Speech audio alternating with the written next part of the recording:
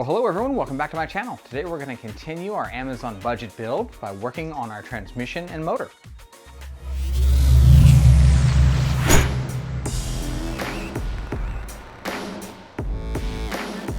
Well, before we get too much further, I just wanted to say thank you very much for stopping in and taking a look at another one of my videos.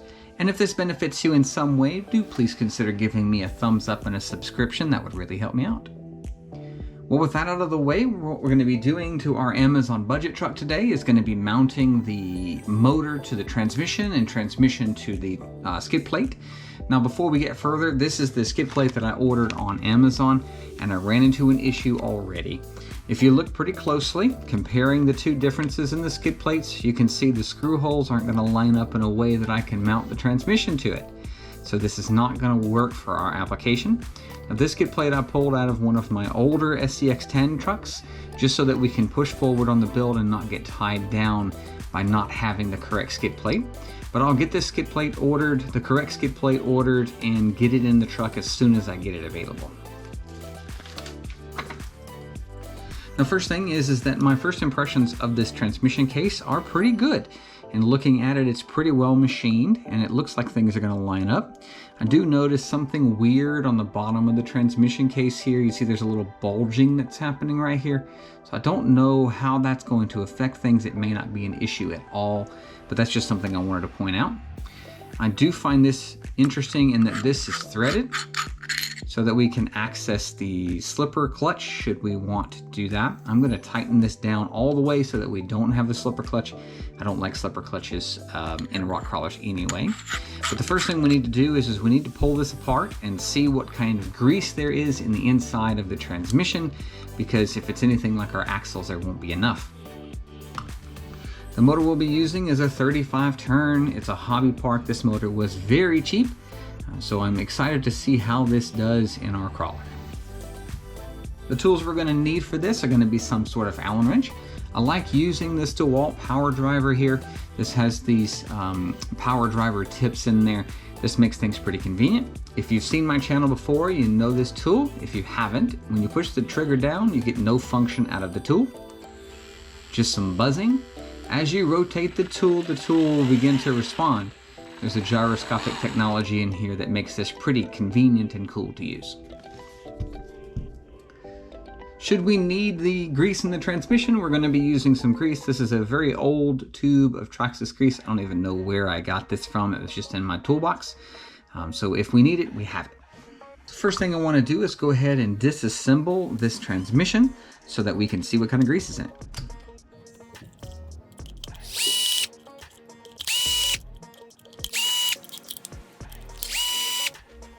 Now, right off the bat, it's worth noting that none of these screws were very tight. So that is something that we're going to be seeing as a theme as we move forward with all these metal parts and pieces, is that everything will need to be tightened up. Now, there is a nut that holds this screw tight, so let's get that loose.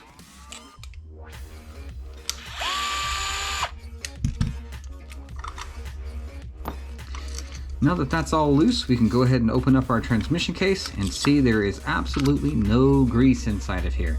So I'm very glad that we opened this up to see what kind of grease we were looking at there.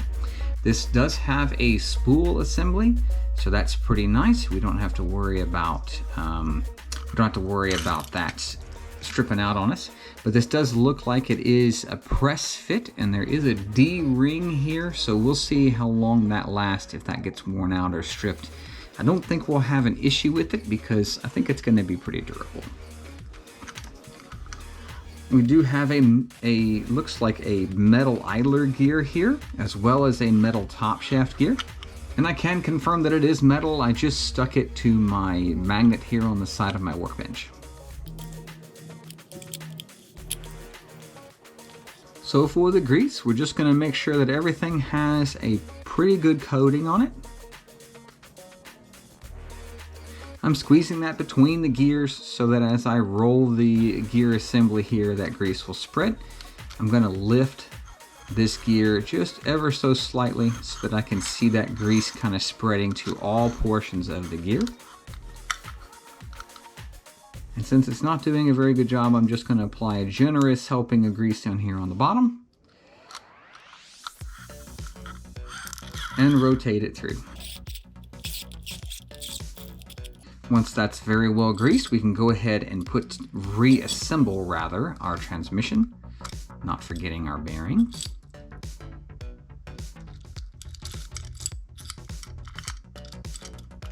And if you'll notice, I left the screws in their homes. That way I didn't get mixed up on what screw belonged where. I'm going to start with this screw that had the nut on it, but I'm not going to tighten it up just yet. Now if you'll notice, since we took this apart, everything's kind of floppy and not really fitting very well together here, so we do need to get that back in a place where it makes sense. So lining up the holes, it looks like it's going to go into this position here. Now you'll notice that there are these little spacers that fell out when we took the transmission case apart. We're just going to make sure we get those back in their correct locations.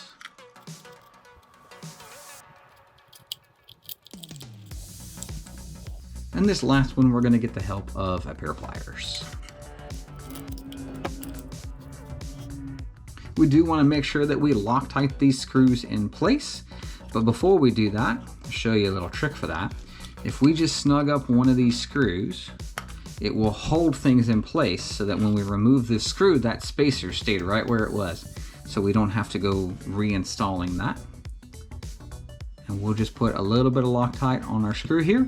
As always, you see that's very, very little Loctite. And I am using this Loctite stick. This is like a glue stick. It's much more convenient than having a liquid and a lot less messy. So I do really prefer this as a Loctite method. And we'll go ahead and put this screw in place.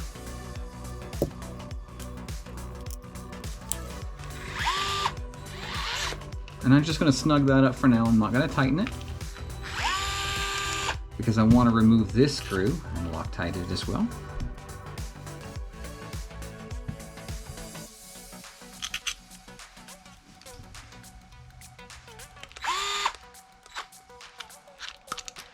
And this last screw we will remove and Loctite as well.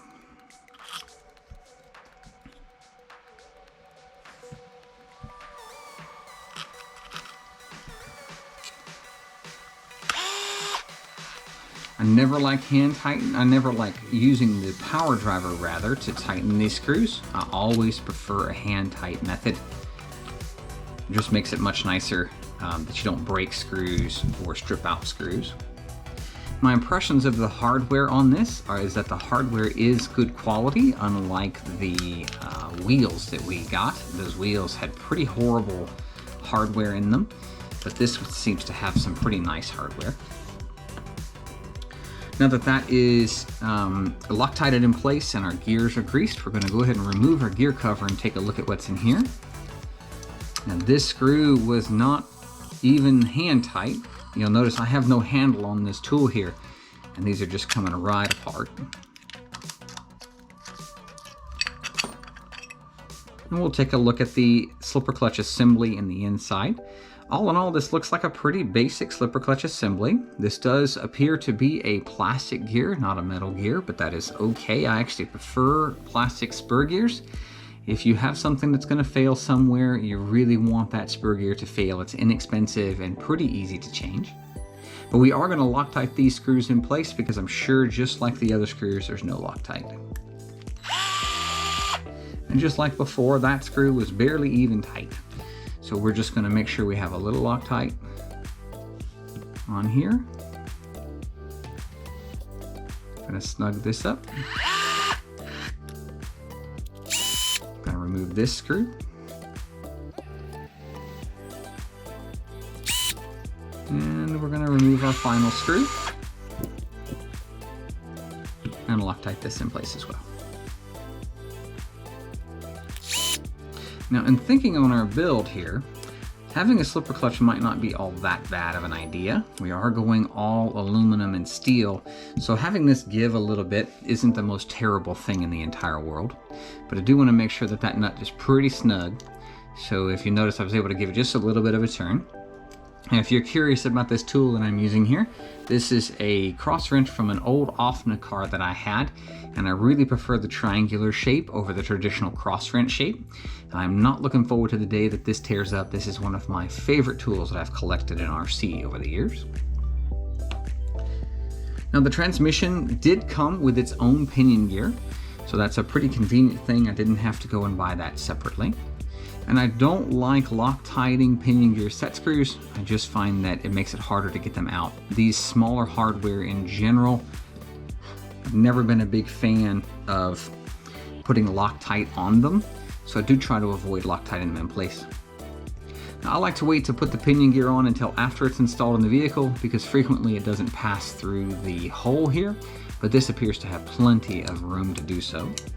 It does look like the transmission case came with its own hardware to mount the motor, and just like in mounting other things, I don't like to put the Loctite on those mount screws.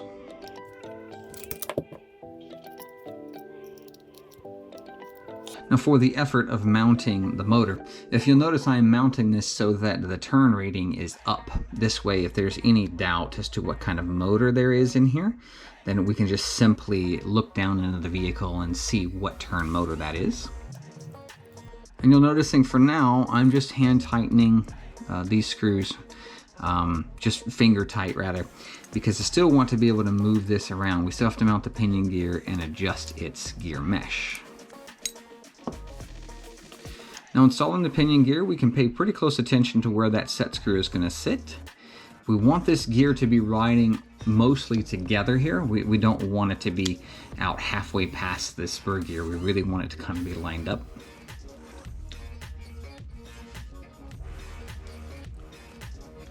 And we'll give that set screw just a little bit of a snug. Now that we've snugged up that pinion gear, we can really see where that sits, so it's probably not a bad idea just to scoot it back ever so slightly so that it's lined up.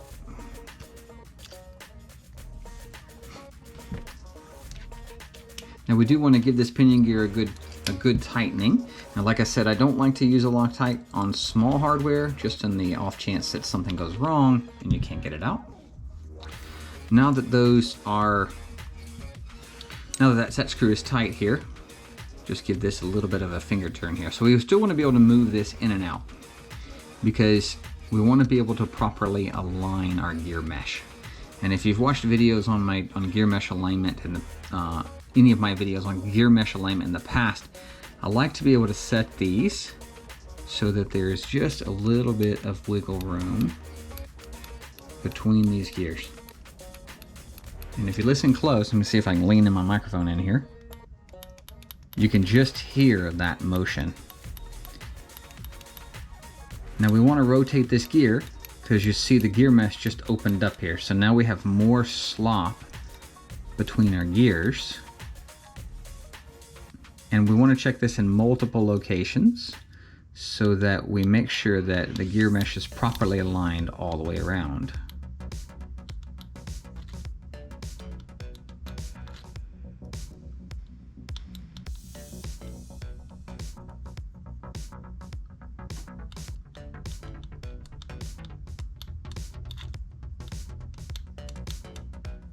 And one thing I'm not real crazy about here, just looking at this, is the amount of motion that there is in this gear. It's got quite a lot of wiggle room in it, and it actually leans a little left and right. It kind of moves around a little more than I was expecting. So I'm not really crazy about all that extra motion. It's going to make it pretty loud and noisy when you're driving it, but I don't think it's going to affect its durability. It just makes things hard to adjust and align because of that. But I think we have a good gear mesh here. So now we'll just give the screw a bit of a snug, and the bottom one a little bit of a snug, and the top one, and kind of work back and forth until things are tight. Doing it like this will prevent the motor from moving around on you too much and give you a pretty good setting. So now that that's all tight, we'll just check the mesh again, make sure we have just a little bit of wiggle room in it. That's what we're looking for, and that's it. Now if we go back to our gear cover here, I don't plan on using this twist off mechanism here to adjust the slipper clutch. I just don't think we're going to need it. And for that reason, I'm going to put a little bit of Loctite on it. And you see how little Loctite I've put on here. It's very, very little. And this way, it won't rattle loose as we're driving. And just give this a good kind of tighten here. And that should be all we need for that. If you wanted to get at this, you don't want to Loctite that in place because you do want to be able to untwist it. And since I put a little Loctite on there, you probably have to put a tool on here to untwist it, should you want to remove it. Now we can put our gear cover back on here.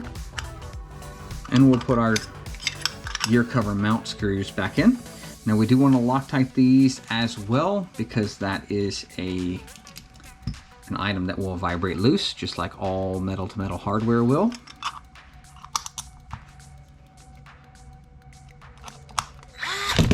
Ooh, drop my tool.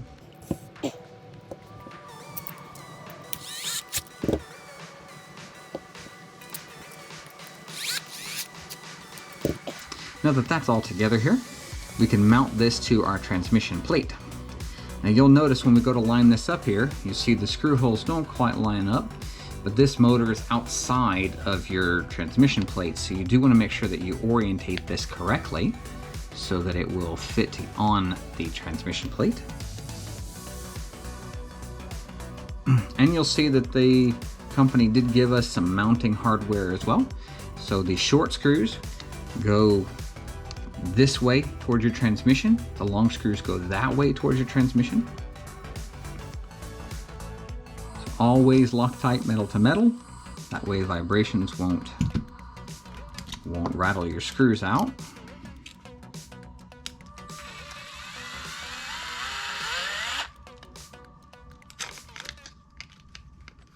Looky there. It appears that the screws we have are too short. You see that? So the screw's all the way installed here, and the screw just isn't long enough to get out of the transmission case itself. So I'll have to dig through my screw box and find some appropriate screws for that.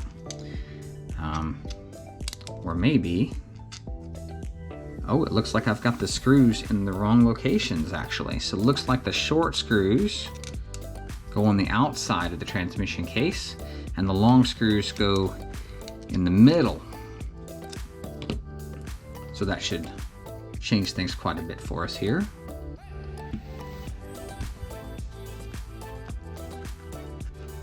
So we'll try again.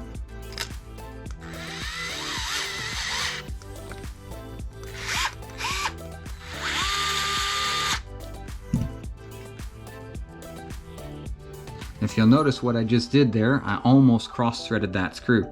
That's one of the dangers of using the power driver tool. So you have to be very, very careful when you're using these as to not to strip out screws, tear up threads, because I almost just ruined the transmission case. Now our short screws.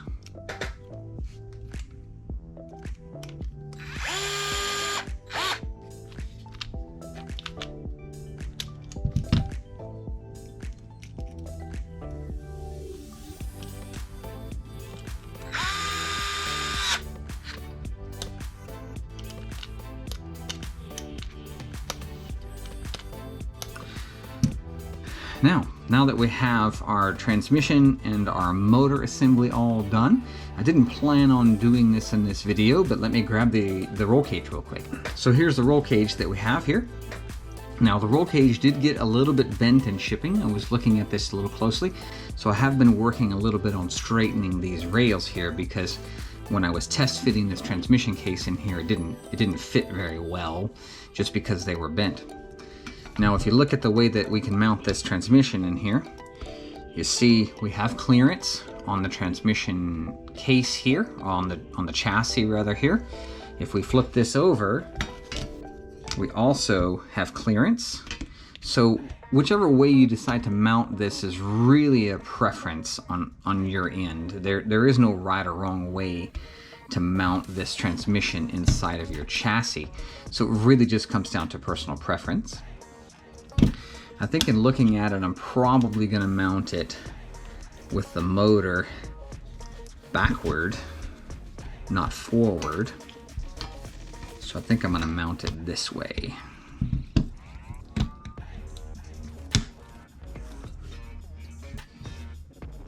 Now we can just simply put our screws back in here, or in here rather, and that should mount it down.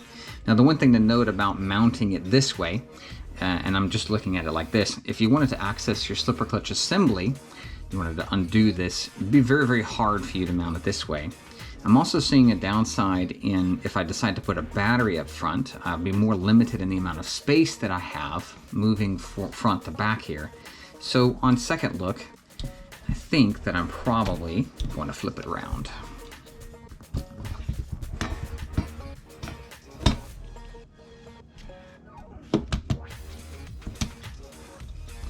And mount it this way. So now you can see what I'm talking about. Now there's a lot more room for a battery here, should we want to put one in there. Or if we wanted to put the ESC on top here, we just created some more space by mounting it this way. So I think this is the way that I'm going to leave it. And I think for the purpose of this video, we'll end it here. Well guys, I hope you've enjoyed taking a look at the Amazon Budget Build motor and transmission. I know that I've enjoyed assembling it. I must say that I'm pretty impressed with the motor and transmission assembly that I have purchased for our Amazon Budget Build. If you benefited from this video in any way, do please consider giving me a thumbs up and a subscription. Also, don't forget to hit that bell if you want to see more of my videos in the future. Well, that'll wrap it up for today, and I hope to see you in the next one.